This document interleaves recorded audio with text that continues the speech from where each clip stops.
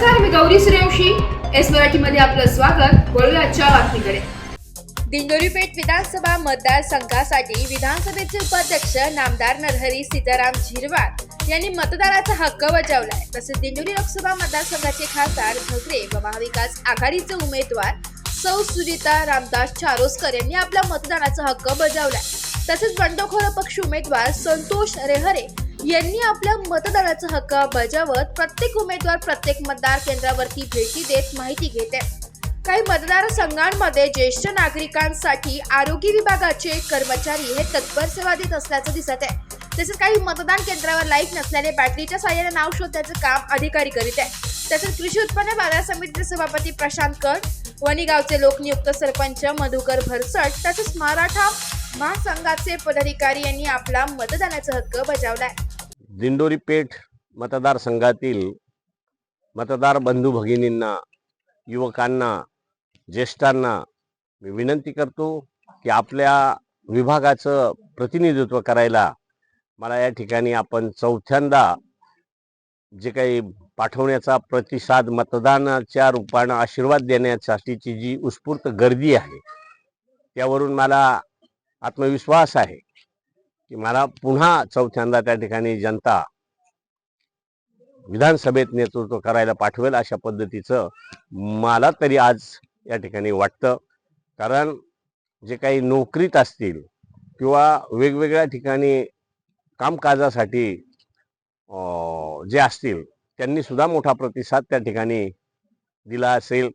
कारण मी त्या पद्धतीची त्यांनाही विनंती केली होती आणि म्हणून आज या ठिकाणी मतदानाला आल्यानंतर गाव म्हणून ठीकच आहे, पण बऱ्याच ठिकाणी ज्यांनी म्हणून सकाळी जोडीनं किंवा वैयक्तिक जाऊन ज्यांनी पहिलं मतदान केलंय त्यांनी त्या ठिकाणी मला फोन करून सांगितलं की आम्ही आज आमच्या मतदान केंद्रावर जाऊन पहिल्यांदा मतदान केलं.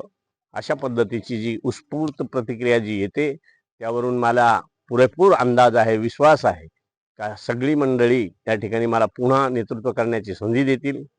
त्याचप्रमाणे मी मतदार बंधू भगिनींना, युवकांना विनंती करेल की मतदान हे शेवटपर्यंत 6 वाजेपर्यंत 100% कसं होईल यासाठी तरुणांनी प्रयत्न करावा अशी मी तरुणांनाही विनंती करतो. लाडक्या बहिणींचा प्रतिसाद तर खूप चांगला आहे, त्यामुळे लाडके बहिणी, लाडके दाजी, लाडक्या मुली, लाडके जावई सगळे मिळून मला त्या ठिकाणी महायुतीचा उमेदवार म्हणून आपलं नेतृत्व, प्रतिनिधित्व करायला त्या ठिकाणी संधी देतील असा आत्मविश्वास मनाशी बाळगतो आणि थांबतो. धन्यवाद. पालिकेचे सदस्य आहेत. किरण भाऊ, एकंदरीत आज मतदान आहे, 7:30 वाजले, मतदारांची गर्दी आहे, रांगा लागलेल्या आहेत, काय सांगाल? आज वणीमध्ये अत्यंत उत्कृष्टपणे म्हणजे वणीकर सगळे उत्साहपूर्वक आज घराबाहेर मतदानासाठी पडलेले आहे आणि एक नवीन आपला होणारा आमदार यासाठी हे मतदान होणार आहे आणि चांगल्या प्रकारे वणीमध्ये सर्वच मतदान होणार आहे आणि वणीचं मतदान हे गुण्यागोविंदाने एक शांतीच्या मार्गाने आणि संविधानिक मार्गाने वणीत मतदान होत असतं. अत्यंत प्रामाणिकपणे सर्व मतदार या मतदानाच्या प्रक्रियेमध्ये सहभाग घेतील आणि चांगल्या प्रकारे मतदान करून आपल्याला येणारा आमदार हा विधानसभेत पाठवतील. एकंदरीत ही लढाई जी आहे या लढाईकडे संपूर्ण महाराष्ट्राचं लक्ष लागलेलं आहे. आप्पा, विधानसभेचे उपाध्यक्ष विरुद्ध ज्या सर्वसामान्य महिला आहेत, गृहिणी आहेत, त्या आता लढत आहेत, काय सांगा? त्याबद्दल बोलायचं जर झालं तर गेली विधान परिषदेचे सभापती होते, त्यांनी जे कामकाज केलं त्या कामकाजावर आज जनता त्यांना त्यांच्या पद्धतीने उत्तर देईल. नवीन जे आता ते उमेदवार आहे आपल्याकडे त्या सुनीताताई चारोस्कर, एक चांगलं नेतृत्व आहे, त्यांचे गुण आहे, त्यांनी जिल्हा परिषदमध्ये सभापतीपद भूषवलेलं आहे.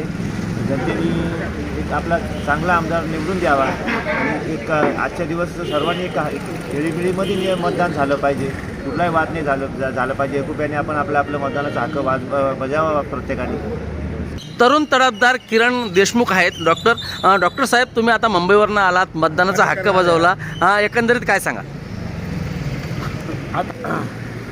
सर्व सुजत मतदार बंधू भगिनींनी या मतदानाचा पवित्र अधिकार बजावला पाहिजे लोकशाहीला बळकट करण्याकरता. आणि येत्या 5 वर्ष भविष्यातले 5 वर्ष या सगळ्यांचा विचार करता सगळ्यांनी 100% मतदान करावं हे मी आव्हान करतो.